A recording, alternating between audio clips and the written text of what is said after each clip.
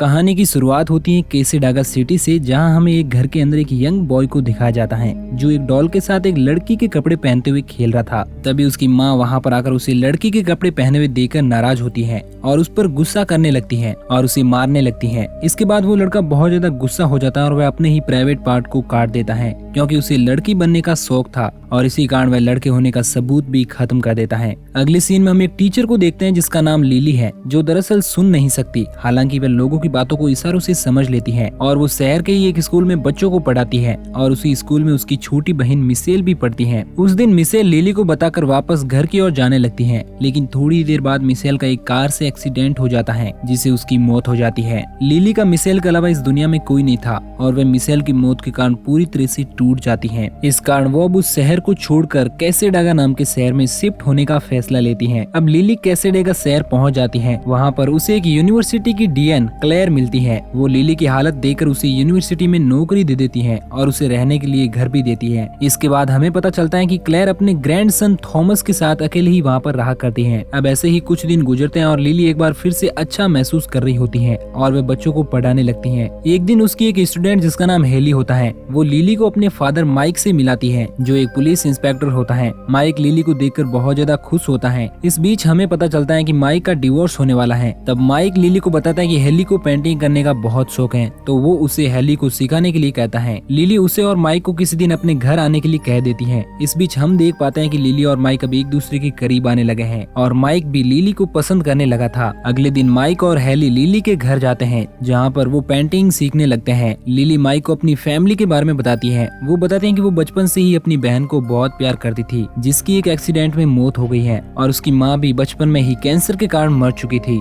लेकिन उसके फादर उन लोगों को माँ की बीमारी के कारण छोड़कर चले गए थे। उसकी यह बात सुनकर माइक काफी इमोशनल हो जाता है और इसी हमदर्दी के कारण माइक अब लिली को पसंद भी करने लगता है। इस कारण वह उसे अपने साथ डेट पर चलने के लिए कहता है और लिली भी उसे हाँ कर देती है क्योंकि कहीं न कहीं लिली भी उसे पसंद करने लगी थी। दरअसल मिशेल के बाद माइक ही एक ऐसा आदमी होता है जो उसको इतनी इम्पोर्टेंस दे रहा था। इसके बाद हमें उसी शाम का सीन दिखाया जाता है जहाँ पर माइक अपने दो दोस्तों के साथ एक रेस्टोरेंट में बैठा हुआ होता है। वहाँ पर लिली भी मौजूद होती है। माइक के दोनों दोस्त सुपर नेचुरल पावर को लेकर बहस कर रहे होते हैं, जिनमें से एक दूसरे से कहता है कि दुनिया में पैरानॉर्मल पावर होती है, लेकिन दूसरा इस बात से एग्री नहीं करता है। इस कारण चेरिस नाम की माइक की दोस्त सभी को सुजैन नाम की एक लेडी के पास लेकर जाती है जो दरअसल आत्माओं से बात किया करती थी। वहाँ पर पहुँचने पर उन लोगों को अंदर नहीं जाने दिया जाता क्योंकि उनके पास अपॉइंटमेंट नहीं होती है। लेकिन तभी वहाँ पर मैक्सवेल नाम का एक आदमी आता है जो उन लोगों को बताता है कि अगर वह उनको $5000 देंगे तो वह उन्हें सुजैन से मिला सकता है। इसके बाद लिली मैक्सवेल को बताती है कि वो उसे $5000 दे देंगे, लेकिन उसे अपनी बहन मिशेल की आत्मा से बात करनी है। मैक्सवेल उसकी बात को मान लेता है और उन लोगों को सुजैन के पास लाता है। इसके बाद सुजैन लिली को अपनी बहन मिशेल से कांटेक्ट कराने के लिए एक डिवाइस के ऊपर हाथ रखने के लिए कहती है, जिसकी थोड़ी देर बाद वहाँ पर मिशेल की आत्मा की आवाज आने लगती है जिससे लिली भी सुन लेती है। हालांकि वो बहरी थी, लेकिन वो मिशेल की उन बातों को सुन पा रही थी और वो उससे बातें भी करती है। इस बीच एक दूसरी आत्मा वहाँ पर आ जाती है जो लिली के ऊपर कंट्रोल करने की कोशिश करती है। हालांकि सुजैन उसे ऐसा करने से रोकती है, लेकिन वो आत्मा इतनी स्ट्रॉन्ग थी कि वो सुजैन और लिली दोनों को बेहोश कर देती है। इस दौरान लिली को कुछ विजन भी आ रहे थे और उसे ऐसा लग रहा था कि वो आत्मा उससे कुछ बताना चाहती है। होश आने पर लिली को माइक वहाँ से ले जाता है। अब उसी रात मिली जब सो रही होती है तो उसे घर में किसी के होने का एहसास होता है, तो वो घर के अंदर डरी हुई आगे बढ़ती है जहाँ उसे एक लड़की की आत्मा नजर आती है, जिसे देखकर वो डर जाती है और लाइट ऑन करती है। लाइट ऑन होने पर वो आत्मा वहाँ से चली जाती है, लेकिन लिली उस आत्मा को देखकर बहुत ज्यादा डर चुकी थी। अगले दिन हम एक लड़की को देखते हैं जो अपनी मॉर्निंग वॉक के लिए जा रही होती है। तभी उसे एक मिस्टीरियस आदमी बात करने के बहाने उसे किडनैप करके अपने साथ ले जाता है। इसके बाद हम लिली को देखते हैं जो अपनी यूनिवर्सिटी में क्लास ले रही होती है। इस दौरान वह अपनी बुक के ऊपर बहुत सारे कीड़े देखती है जिन्हें देखकर वो डर जाती है और उसे अपने हाथों पर वही कीड़े नजर आते हैं और वो देखती है कि उन्हीं कीड़ों की वजह से उसका हाथ पूरी तरह से सड़ने लगा है, जिसे देखकर वो काफी ज्यादा डर जाती है और वहीं पर बेहोश हो जाती है। क्लास का प्रोफेसर माइक को कॉल कर बुलाता है, जहाँ पर माइक लिली से पूछता है कि आखिर उसे हुआ क्या है। लिली उसे बताती है कि जब से वो सुजैन के घर से उन आत्माओं से कांटेक्ट करके आई है, उसे अपने घर में हर जगह अजीब अजीब सी चीजें नजर आ रही हैं। हालांकि माइक उसकी इस बात से एग्री नहीं करता। उसे लगता है कि लिली ज्यादा ही आत्मा के बारे में सोच रही है और इसी कारण से इस तरह से वो अजीब सी बातें कर रही है। अब उसी रात हम माइक और लिली को देखते हैं जो एक दूसरे के करीब आ चुके थे और वह दोनों इंटीमेट होने लगते हैं। इस बीच हमें ये भी दिखाया जाता है कि उस घर में मौजूद वो आत्मा भी उन दोनों को देख रही थी। इसके बाद हम उसी मिस्टीरियस आदमी को देखते हैं जिसने मॉर्निंग वॉक कर रही उस लड़की को किडनैप किया था। वो आदमी उसके हाथ पैर को काट देता है और उन्हें फिर से एक बार मशीन की मदद से जोड़ देता है। इस दौरान उस लड़की को बहुत ज्यादा दर्द हो रहा था, लेकिन वो आदमी उस लड़की को बेहोश कर देता है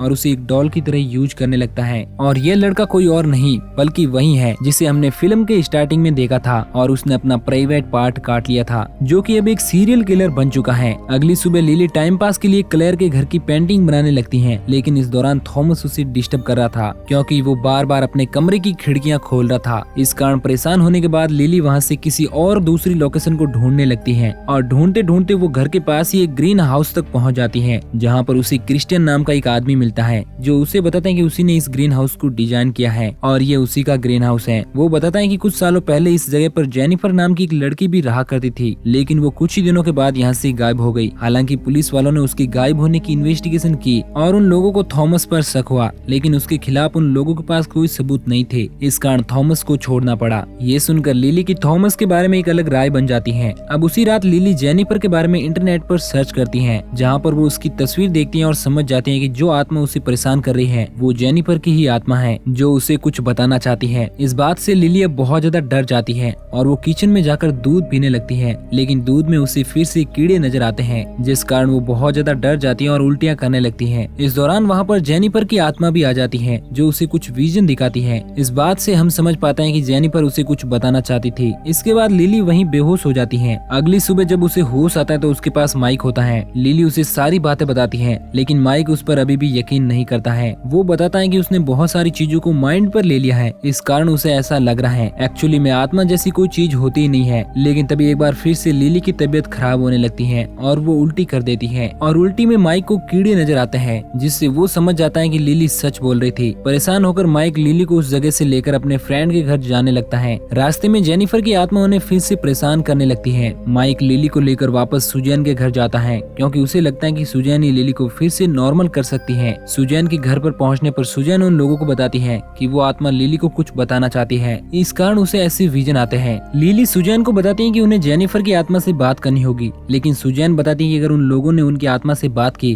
तो लिली की जान को खतरा है और उन्हें खुद ही पता लगाना होगा कि जेनिफर आखिर चाहती क्या है। दोनों माइक के एक फ्रेंड के घर पर रहने लगे हैं, जहाँ पर लिली उन्हीं विजन में दिखाए हुए चित्रों की मदद से एक पेंटिंग बनाने लगती है और माइक भी अपने एक पुलिस वाले की मदद से जेनिफर की मिसिंग फाइल को मंगवा लेता है ताकि वो पता लगा सके कि आखिर जेनिफर के साथ हुआ क्या था। और इसके बाद हम लिली को देख पाते हैं जो थॉमस के कमरे में चुपचाप जाती है और उसके कंप्यूटर से उसका डाटा चुराने लगती है। लेकिन तभी वहाँ पर थॉमस आ जाता है जो कंप्यूटर ऑन करने की कोशिश करता है, लेकिन वहीं पर छिपी हुई लिली बड़ी चालाकी से उस कंप्यूटर को ऑन नहीं होने देती। इसके बाद थॉमस वहाँ से जाने लगता है और लिली भी उसकी नजरों से बचकर वापस आ जाती है। इसके बाद लिली माइक को थॉमस के कंप्यूटर का डाटा दिखाती है क्योंकि लिली को लगता है कि थॉमस ने ही जेनिफर के साथ कुछ न कुछ तो किया था। इस बीच माइक और लिली को पता चलता है कि थॉमस जेनिफर को स्टॉक कर रहा था, मतलब उसके ऊपर नजर रख रहा था, और लिली का शक थॉमस के ऊपर और मजबूत हो जाता है। इसके बाद हम उसी साइको किलर को देखते हैं जिसने उस लड़की को अभी भी वहीं पर लटका कर रखा हुआ है और उसे एक कठपुतली की तरह यूज करने की कोशिश करता है। लेकिन इस दौरान वो लड़की उसे अपने आप को खत्म करने को कहती है और वो साइको किलर भी उसे एक चाकू से स्टैब करके खत्म कर देता है। इसके बाद हम लिली को देखते हैं जो माइक के घर पर आई हुई है, जहाँ पर उसे फिर से जेनिफर की आत्मा परेशान करती है। लेकिन माइक उसके पास मौजूद था जो उसे किसी तरह जेनिफर की आत्मा से बचाता है और उसे शांत रहने के लिए कहता है। इस बीच माइक लिली का बहुत ज्यादा ख्याल रख रहा होता है। इस कारण अगले दिन माइक लिली को बताता है कि उसकी बीवी ने उस पर केस कर दिया है क्योंकि वो लिली के साथ बहुत ज्यादा टाइम बिता रहा है और वो हेली को समय नहीं दे पा रहा था और इस कारण उसकी वाइफ हेली को अपने साथ रखना चाहती है। इसलिए माइक उसे बताता है कि अब वो लिली से कभी नहीं मिलेगा क्योंकि वो अपनी बेटी को नहीं खोना चाहता। अब लिली को ये सब सुनकर बहुत दुख होता है क्योंकि वो माइक को पसंद करने लगी थी। वो अपने कमरे में जाकर अपने हाथों से बनाई हुई उन पेंटिंग्स को तोड़ने लगती हैं, जिस दौरान उन्हीं पेंटिंग को जोड़कर उसे एक क्लू मिलता है और वो सारी पेंटिंग्स जोड़कर उसमें से ग्रीन हाउस को देखती है जो क्रिस्टियन का था। इसके बाद लिली फैसला करती है कि वो उस ग्रीन हाउस के अंदर जाएगी और रात होने पर वो किसी तरह से उस ग्रीन हाउस का लॉक खोलकर वहां पर पहुंच जाती है। इस दौरान उसे पेड़ों के नीचे एक सीक्रेट दरवाजा मिलता है। उससे होते हुए वो एक बेसमेंट में पहुंचती है जहां पर उसे जेनिफर की लाश मिलती है जिसे चैन से बांधकर रखा हुआ था। दरअसल ये बेसमेंट उसी साइको किलर का था जो आए दिन किसी न किसी लड़की को बड़ी ही बेरहमी से खत्म कर देता है। अब लिली को लगता है कि शायद थॉमस ने ही जेनिफर को खत्म किया है। इसके बाद हम जेनिफर के पास्ट को देखते हैं जहाँ पर उसे वही साइको किलर ने किडनैप कर लिया था और उसने जेनिफर को बहुत ज्यादा टॉर्चर किया था, लेकिन थोड़े ही दिनों में उसने उसे बड़ी ही बेरहमी से खत्म कर दिया। इस बीच लिली पुलिस को कॉल लगाकर वहाँ पर बुला लेती है। तभी वहाँ पर थॉमस आ जाता है जिसे देखकर लिली उसे बताती है कि वो सब कुछ जान चुकी है कि किस तरह उसने जेनिफर को खत्म किया है। उसकी ये बात सुनकर थॉमस उसकी तरफ आगे बढ़ता है, मगर तभी वहाँ पर एक पुलिस वाला भी आ जाता है जो थॉमस को अपने कब्जे में ले लेता है। लिली उस रात एक होटल में गुजारती है जहाँ पर उसे एक बार फिर से जेनिफर की आत्मा नजर आती है जो फिर से उसे कुछ कहना चाहती थी। सुबह होने पर वो पुलिस वाला लिली को बताता है कि थॉमस पूरी तरह से निर्दोष है, क्योंकि जिस समय जेनिफर गायब हुई थी वह तो शहर में था ही नहीं। ये बात लिली को भी अजीब लगती है। इस कारण वो पुलिस वाला उसे बताता है कि वो लोग क्रिस्टियन के पास जा रहे हैं जिसने उस ग्रीन हाउस को बनाया है। वहाँ पहुँचने पर वो पुलिस वाला लिली को कार में ही अकेला छोड़कर क्रिस्टियन के पास चला जाता है, जहाँ पर वो उसे बहुत सारे सवाल पूछता है। और इस दौरान पुलिस मैन समझ जाता है कि क्रिस्टियन उसे जरूर कुछ छुपा रहा है और उसे लगता है कि शायद क्रिस्टियन ने ही ये सब किया है। उस पुलिस वाले को वहाँ पर क्रिस्टियन की वैन भी नजर आती है जिसके ऊपर एक निशान था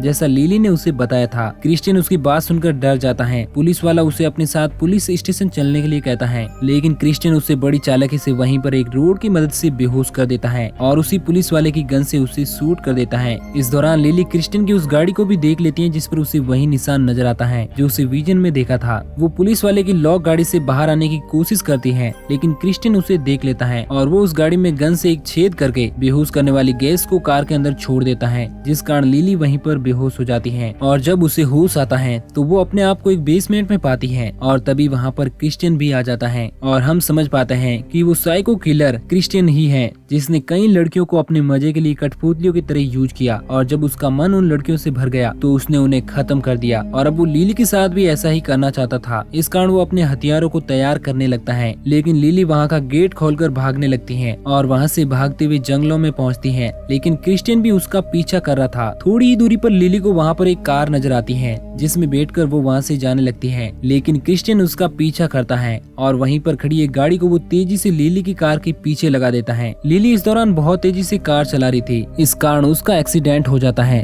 और तभी वहाँ पर क्रिस्टियन भी पहुँच जाता है जो उसे मारने के लिए आगे बढ़ रहा था। लेकिन तभी वहाँ पर जेनिफर की आत्मा आ जाती है जो क्रिस्टियन का माइंड डाइवर्ट करने लगती है, जिस कारण लिली मौका देकर उसी का चाकू क्रिस्टियन के ऊपर ही यूज कर देती है और उसे स्टेप करके वहीं पर खत्म कर देती है और इस तरह से क्रिस्टियन मारा जाता है। इसके बाद जेनिफर की आत्मा लिली के पास आकर उसके सर पर हाथ रखती है, जिसके बाद लिली अपनी बहन मिशेल से बातें कर पाती है और उसे बताती है कि वो उसे बहुत ज्यादा प्यार करती है। इस दौरान वो उसे अपने पास रखे हुए गिफ्ट को भी मिशेल को दे देती है और इसकी थोड़ी देर बाद जेनिफर की आत्मा वहाँ से चली जाती है, क्योंकि अब उसने अपने असली कातिल को लिली की मदद से खत्म कर दिया था। और इसी के साथ ये मूवी यहीं पर एंड हो जाती है। तो दोस्तों, आपको ये कहानी कैसी लगी नीचे कमेंट करके जरूर बताएं। और अगर आप हमारे वीडियो को पहली बार देख रहे हैं तो प्लीज ऐसे ही वीडियो के लिए चैनल को सब्सक्राइब और नोटिफिकेशन बेल को जरूर ऑन करें।